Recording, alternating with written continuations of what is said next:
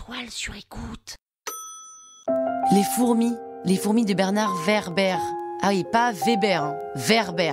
Vous écoutez Krusty Book, le podcast qui résume les livres en vous spoilant le hook.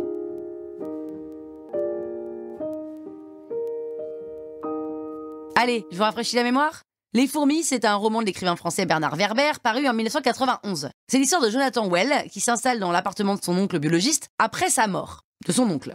Et il laisse derrière lui une lettre posthume dans laquelle il insiste pour que vraiment, il n'aille pas, surtout pas, dans la cave. Mais bon, son caniche s'y aventure et il n'en est pas remonté. Donc, est-ce qu'il a vraiment le choix? Non, il faut qu'il aille récupérer son caniche. Donc, Jonathan y va et découvre des études et des découvertes révolutionnaires de son oncle au sujet des fourmis. Et au-delà de ces découvertes, Jonathan se croit un peu dans Fort Boyard parce qu'il est confronté à une énigme. Comment faire 4 triangles équilatéraux avec 6 allumettes? Bon, Jonathan retourne dans sa cave, mais cette fois, il ne remonte pas. Sa femme, évidemment assez inquiète, s'y rend à la cave et disparaît à son tour. Une enquête est ouverte, menée par 2 spécialistes des affaires étranges, le commissaire Bilsheim et l'inspecteur Galin, et Galin va dans la cave avec 8 pompiers. Et tout le monde disparaît.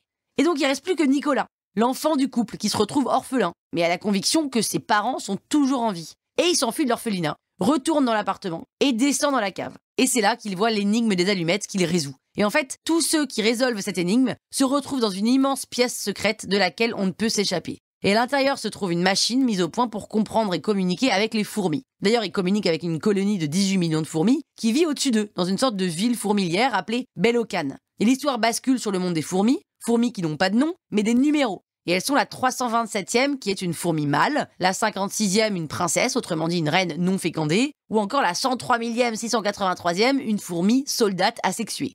Et à travers de nombreuses péripéties, on découvre ce que c'est que d'être une fourmi, ce que c'est que de penser avant tout à la société avant de penser à sa propre individualité. On découvre cette organisation incroyable et tellement bien rodée, en se disant que quand même, s'il y avait une fourmi à la tête de la SNCF, les choses se passeraient sans doute beaucoup mieux. Jean et Philippe, les 2 copains de Nicolas, un peu blasés de s'être fait lâcher par leurs potes, décident de mettre le feu à la fourmilière qui se trouve dans le jardin de l'orphelinat. Et les fourmis en concluent que les humains sont tous des cons et que c'est difficile de trouver des arguments quand on sait que cet acte terroriste a tué 5 millions de fourmis.